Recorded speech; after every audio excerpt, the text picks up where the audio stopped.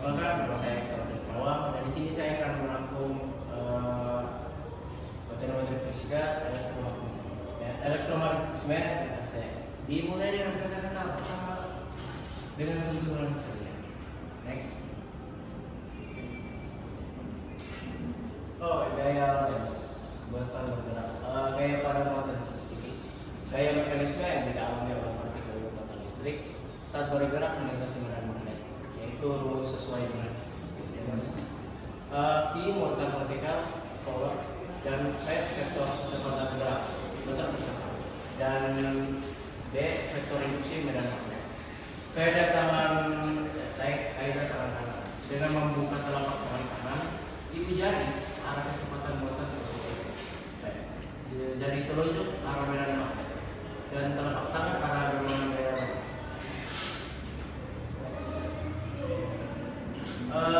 Itu adalah hukum filsafat.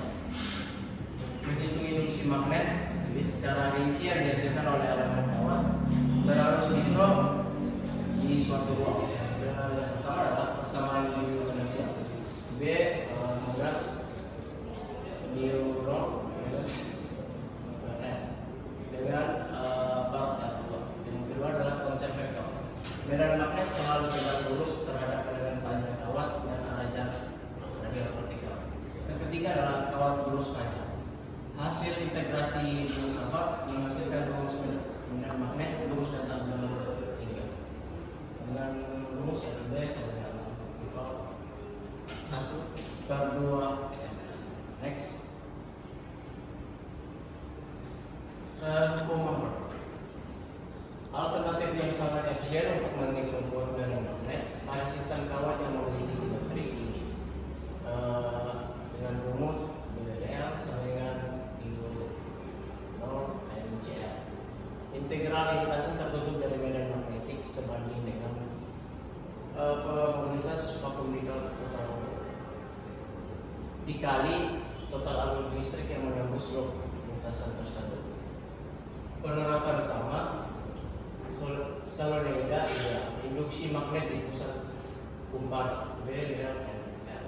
Toroida kumparan solenoida mengikat dengan medan magnet terangkat di dalamnya. Kabel koaksial distribusi arus silinder halogen. Selanjutnya sifat magnet bahan di diamagnetik bahan ditolak sangat lemah oleh magnet luar formularitas relatif. Bahan sedikit lebih kecil dari suatu dengan rumus R dengan 1. Contoh air, emas dan tembaga. Yang kedua adalah paramagnetik. Bahan ditarik dengan lemah oleh medan magnet luar. Probabilitas relatifnya sedikit lebih besar dari suatu. R besar dari suatu. Contoh aluminium, magnesium.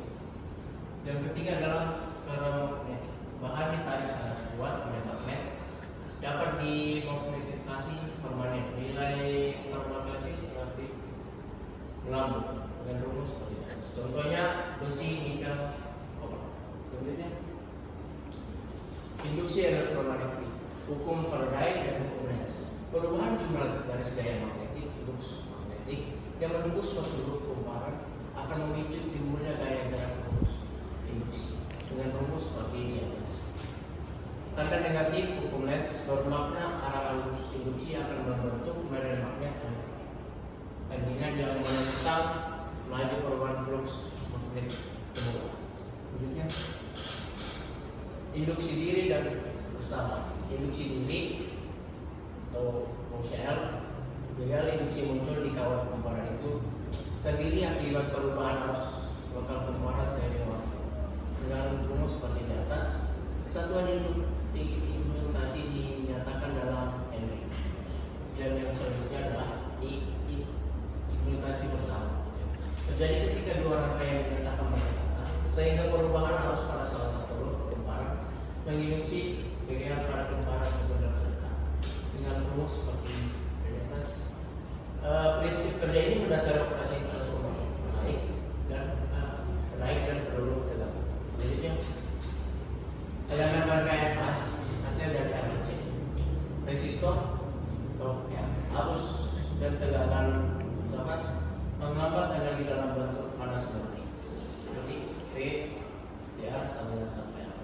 Yang kedua adalah induktor. Tegangan mendahului arus sebesar 90 derajat, hambatan induktif X sama dengan delta F. Kapasitor arus mendahului tegangan sebesar 90 derajat, hambatan kapasitor C sama dengan 1 per delta C. Selanjutnya diimplementasikan resonansi tegangan C. Total hambatan gabungan dalam rangkaian listrik dalam balik disebut investasi.